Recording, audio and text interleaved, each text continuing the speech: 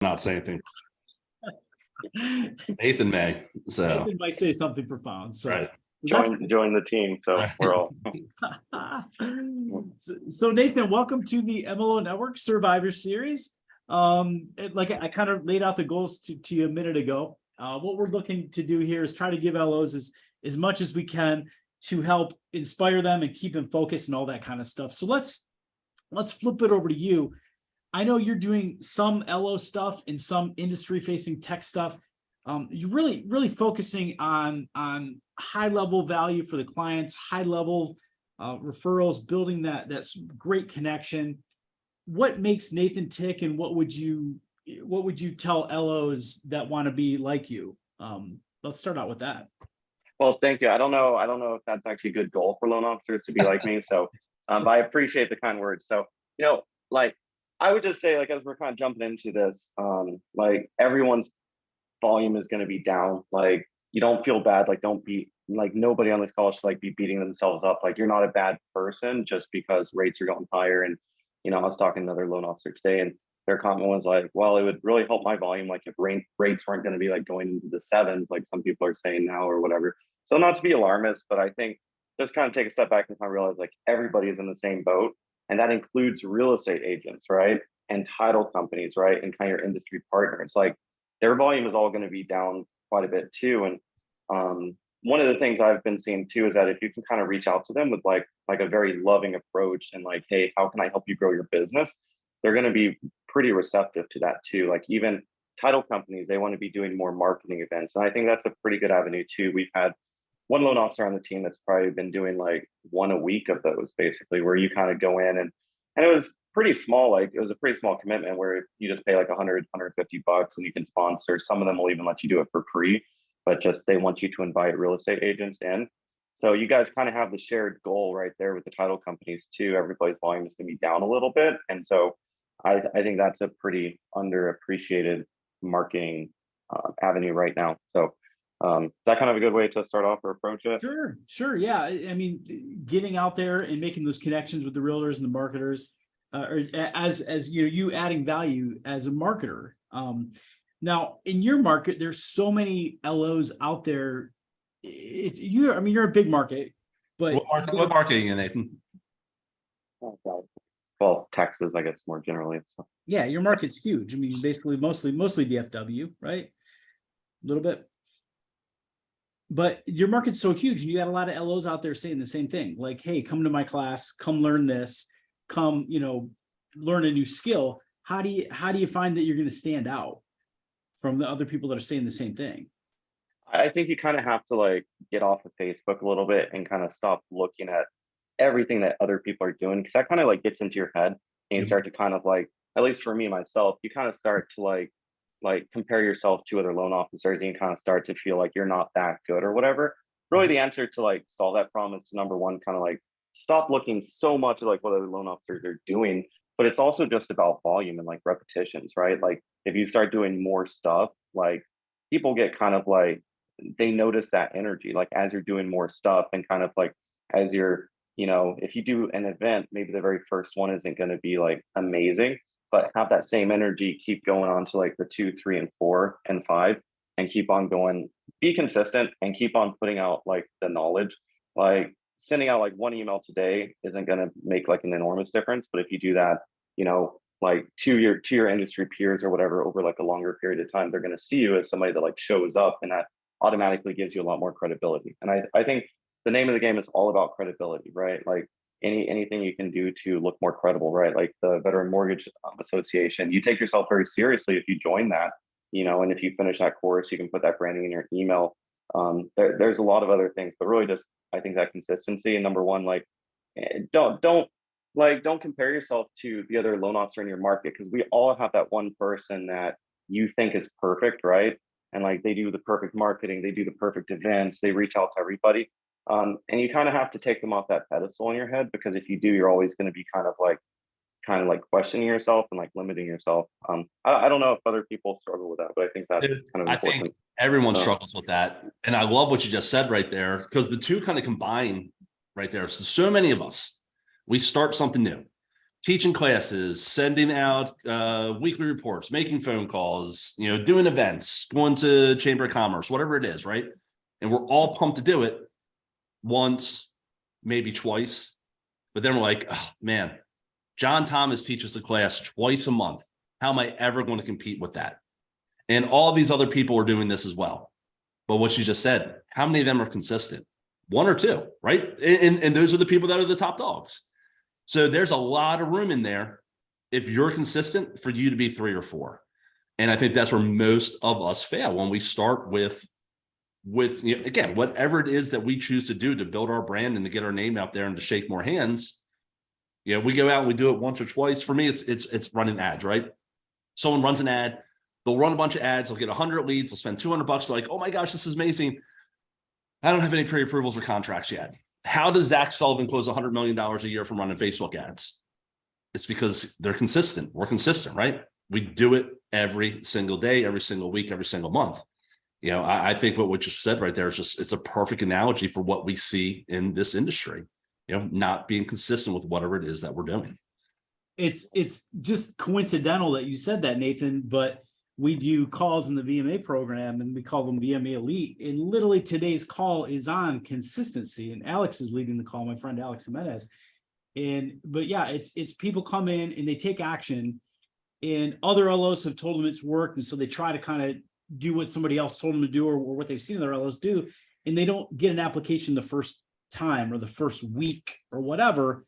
And so they, they fold. It's on to the next thing, right? It's on right. Like, exactly. Oh shit, that didn't work. I bet I need to go find this. And I understand it because we're desperate right now. A lot of us are desperate. Like, where's my next deal coming from? But your next deal is going to come from that consistency. Right. But sometimes I think what they're not measuring is the other steps of getting to an application. Like, you don't just, the application is kind of like, it's not the final step, the closing the final step and getting paid, right? And not getting an EPO. But ultimately, you got a lot of steps before the sale is made. You got to meet somebody. You got to get a name. You got to get, hopefully at some point there's a cell phone number and an email address and conversations and moving through the steps of know, like, trust, and get business. And I think a lot of times LOs don't keep track and don't measure those other steps. And so they get frustrated. I taught this class and nothing happened, versus I taught this class and I added 5 new potential referral partners to my sphere. To 5 new people that I can follow up on and build a deeper relationship with. Right. I was coaching I got a couple of slightly newer LOs, been in the business a few years, but they were struggling some this winter too. And I just got back from Scott Grove's event, and we were just talking about something that came up on the call with Carl and Scott and Kai, and they all kind of said the same thing. Like, we know more people than we think we know. And so I was sitting here talking to these LOs. I'm like, guys, if you just, instead of focusing so much on this application, let's do a smaller goal. Like, I want to meet 2 or 3 realtors a week, and I want to add them into my, my social media, to my email, to all these different things that I market through. I want them there, whether it's mail, email, whatever, you can decide on the marketing. And then I want to meet 4 or 5 or 6 potential customers and add them to, my email or my mailer or my social media or whatever. And you're just constantly making these connections and reminding people what you do. There's no way that you fail long-term if you keep doing that and keep going through those steps. It's just that what you do right now may not work today.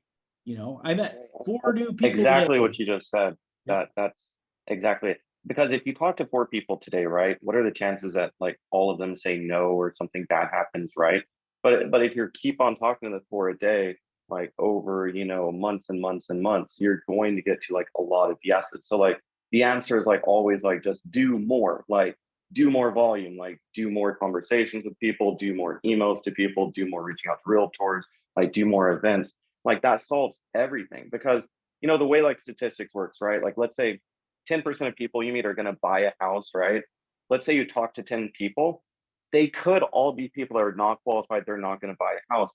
But if you talk to 100 people, what are the chances? Like, statistically, 10 of those people are going to be, like, people that buy a house. And you don't know, like, if those people are going to be the first 10 people you talk to today, or, like, the last 10 people, if that kind of makes sense. Like, I think a lot of times we'll do an effort for, like, a small, short burst of period of time, and then we don't really see the results that we want to see. But, like, you kind of have to remember like statistics, you have to average it over like a long enough time period to see those results. So yeah, and I think that's, don't be scared of selling either. Like you, I think a lot of us too are also kind of like intimidated like by people that have like a 4% interest rate, and like we don't really want to sell them a 6% cash out refinance. You don't really know what that person is going through in their life, right? Like you have to look at their financial situation and give them good advice. But like, what if they're paying like 3 grand a month on credit cards, or like their car payment or something too?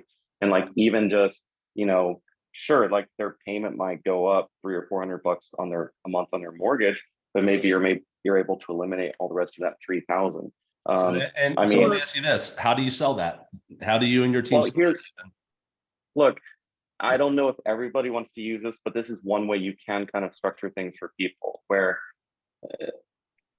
let's say they have the equity to where you can kind of waive escrows, right?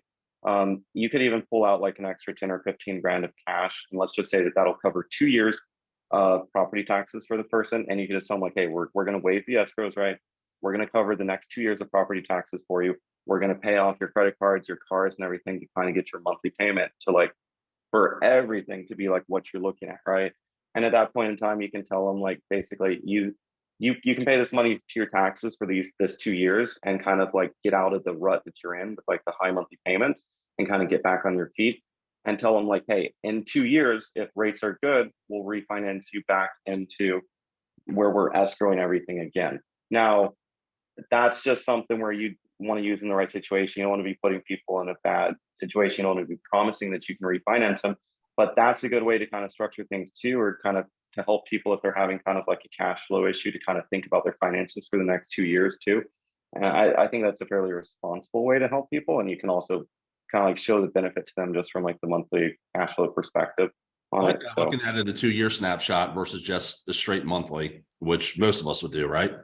Most of us say, hey, look, your rate's a 7%, but your total outlays dropped from X to Y, right? You're taking a little bit more responsible approach and saying, hey, let's look this over an extended period of time, because we do think it is going to be some time before we can move you back into the standard structure that you're in today. So one thing I think I would, I was never even thought about, we talked about it this week, is like you get the customer who was trying to buy and sell and the market just doesn't meet their needs for whatever reason, and all this kind of stuff.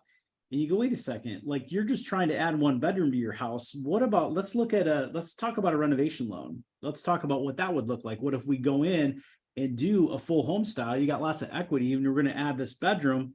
Yeah, the rate might not be ideal, but this might actually be less expensive than you paying 2 real estate commissions and buying and selling and playing all this game. And you already like where you live. You're just trying to get a bigger house. Let's go down that path instead. So there's lots of different ways to approach that. Absolutely, Nathan. So I know that you use a fair amount of technology, and I mean, you may or may not own a technology company. Yeah, that's what I was trying to set up for you there with the sales thing, was what do you want to use to sell that, not the strategy, which I really appreciate, right? We're trying to give you that softball that you could talk about your tech company, but yeah, no, we're over at loangraphs.com. So if anybody wants to set up like a demo with me, I can walk them through that. We basically will do the purchase comparisons for people, which kind of forecasts out what their net worth is going to be over the next couple of years. And that's, you know, you can compare a bunch of scenarios too, with different down payment amounts and all that sort of stuff. So we really try to think heavily about that.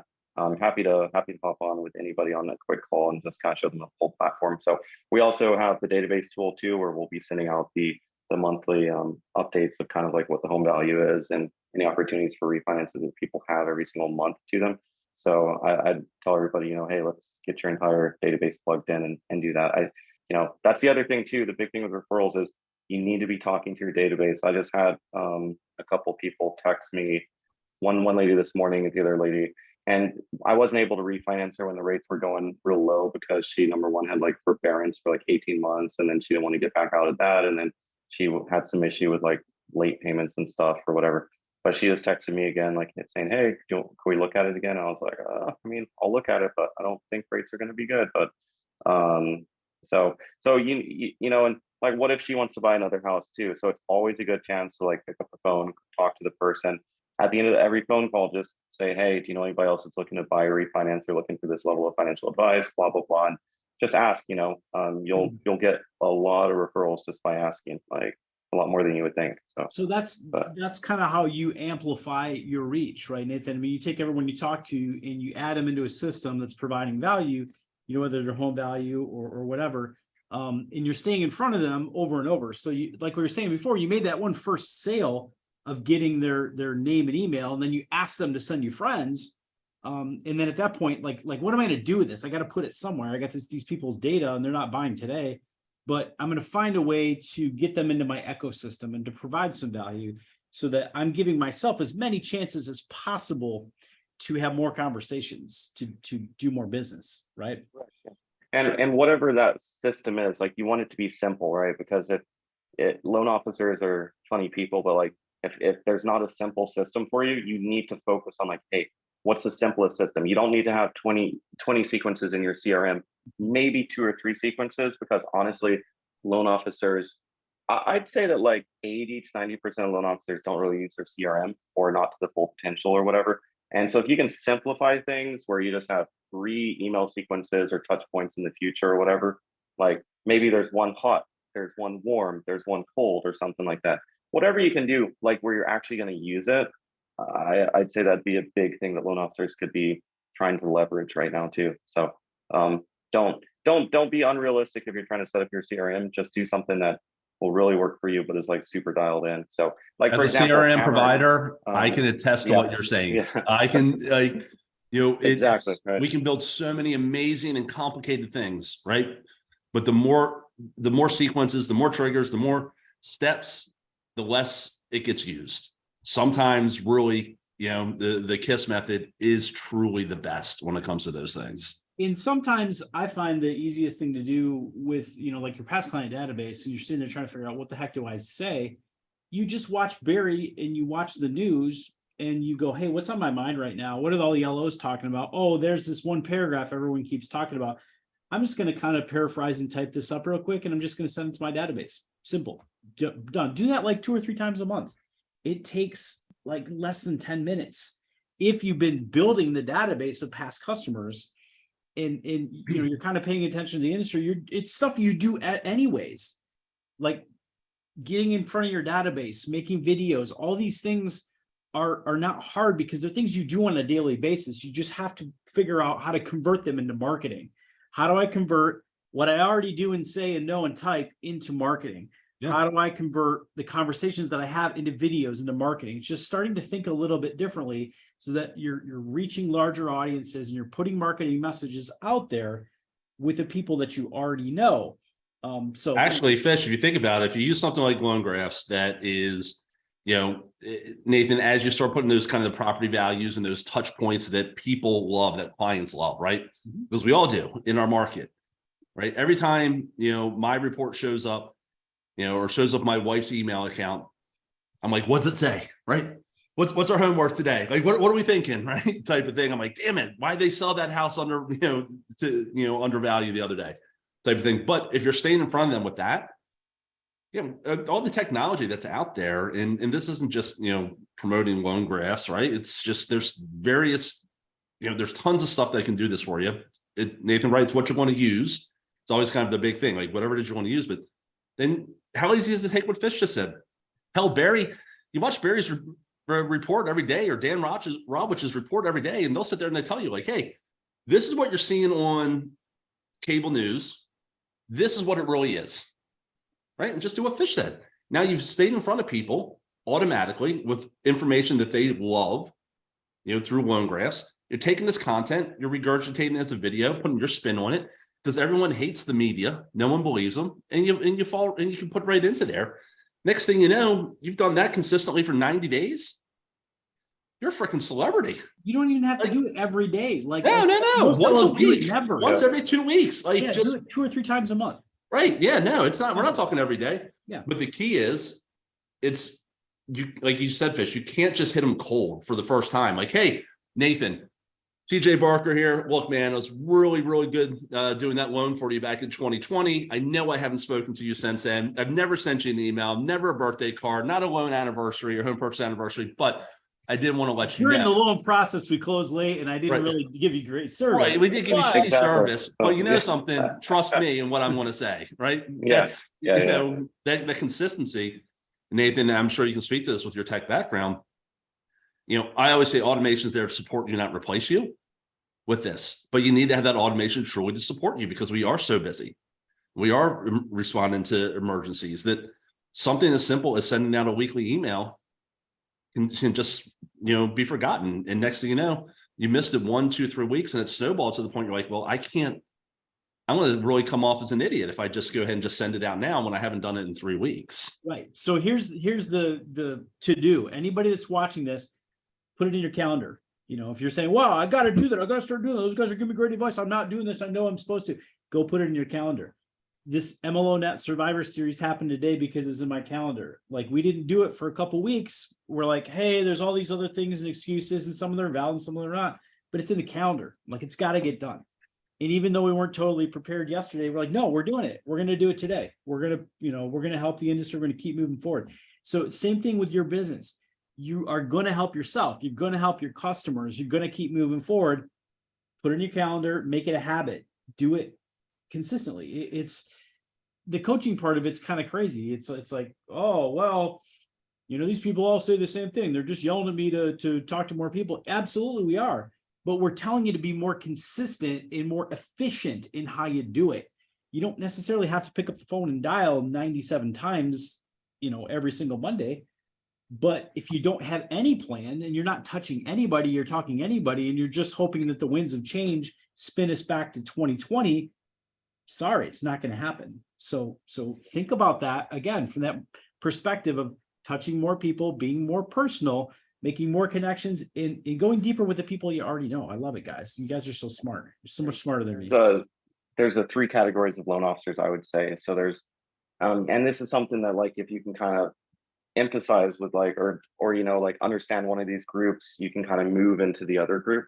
There's the one group, the loan officer, where they kind of sit back and they look at the other marketing that other loan officers do. They kind of criticize it, like, oh, that you know, she didn't really have her hair done, you know, she did a video, she didn't look that great, like, oh, you know, like, what's in Fish's background? Like, I'm trying to look right now, like, what's he doing or whatever.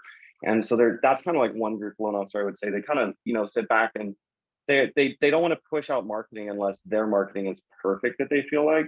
So that's kind of like the one group of the people. There's also kind of loan officer that they kind of they're a little bit similar, but they don't really criticize the other loan officers in their head mentally. Like, this is all kind of a mental game, right? But they do kind of care that their marketing looks really, really perfect. They try to, like, perfect things. They try to, like, you know, sit down. They don't want to push out the system unless it's perfect. They don't want to really talk realtor until it's perfect. There's a third group of loan officer where they just do stuff and they don't really care, like, if somebody gets kind of like mad at them. They don't really care if, like, the realtor gets like short with them. They don't really care if they, you know, if they don't have their hair done perfectly on a video. They don't really care if, like, the email is, like, the perfect, like, email sequence or whatever. They just do stuff, right?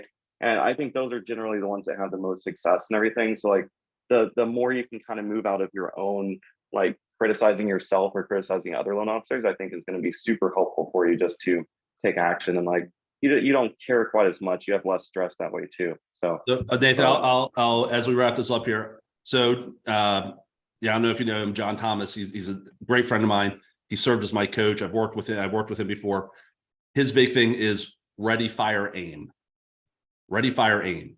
That's when, like, he gets stuff done. Me, I'm like ready, aim, ready, aim, maybe fire type of thing. And it goes exactly what you said. I'm so worried about. I'm like, oh my God, I've worn the same blue North Face shirt for 7 consecutive Thursdays on these videos. And, you know, this and he's just like, I'm like, hey, John, I'm working on getting my email out. He's like, dude, I just sent out 900 emails to real estate agents. I'm like, what? He's like, yeah, no, he's like, I got too much stuff to get done. I can't. So I got it done. I don't care what happens with this. I know I'm going to get X out of this and we'll move on to the next thing.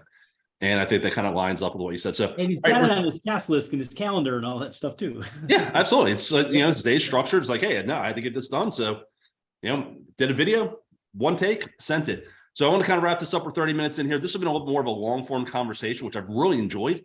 on this, kind of being able to kind of go back and forth with this a little bit. But Nathan, to go back to what you said in the beginning, right? Kind of, get out of your own head, be consistent. Don't worry what someone else is doing. Focus on yourself. Get this done. Find ways to engage with your database consistently, have more conversations. I think really a lot of this talk today has been, got to get out there, have more conversations, talk to more people, whether it's virtually, whether it's in person, whether it's over the phone, whatever the case is, you got to have more conversations, talk to more people than we have in years. So anything, Nathan, to add to us as we wrap this up here? Oh, you guys are awesome. So thank you. I appreciate the opportunity. So Yeah, everybody check out Loan Graphs. I looked at it. I think you got like a 14-day free trial on there. So if anyone wants to check that out, did I say something I shouldn't have said there, Nathan? no, that works. Yep. Send the trial too, or just reach out to me too, and we can. Yeah. So check it Let's out. go. Support Nathan for supporting us. Fish, anything as we wrap it up here? Hey, the only thing I got to add to this is you don't necessarily need to be Ron Burgundy and the most polished on camera, the best talker and salesperson in the whole world to build a successful mortgage business. You can be a little bit more quiet. You can be a little bit more in the background, but you got to stay in front of people somehow, some way, some shape. And if you're not going to be out there running around town, kissing babies, shaking hands and all that kind of stuff, figure out what works for you. But just remember, constantly be adding to your reach in your database, whatever method you pick. We're telling you quite simply here, get a CRM, provide value or whatever. But if you're not doing something and you're getting the same results, it's just the definition of insanity. So Fish, but it goes back to again what we were saying. Yep. You got to do something. You got to do more of it. Just Yep. find the thing that you're comfortable with. Yep. Find the thing that you're comfortable with, that you're going to really go all in and give it that serious 90 days. 90 days, whatever Tony Horton P90X get ripped, like me, obviously, right? So I'm the before picture. But if you're not buying into it, you're not going to go hard. You're not going to be consistent. It's not going to work. So, all right, everyone, we went over. Nathan, appreciate you. Fish, as always, thank you, man, for your support. MLO Net, thank you. We are probably going to start doing these once a week moving forward as we're going into our spring season, just to let everyone know.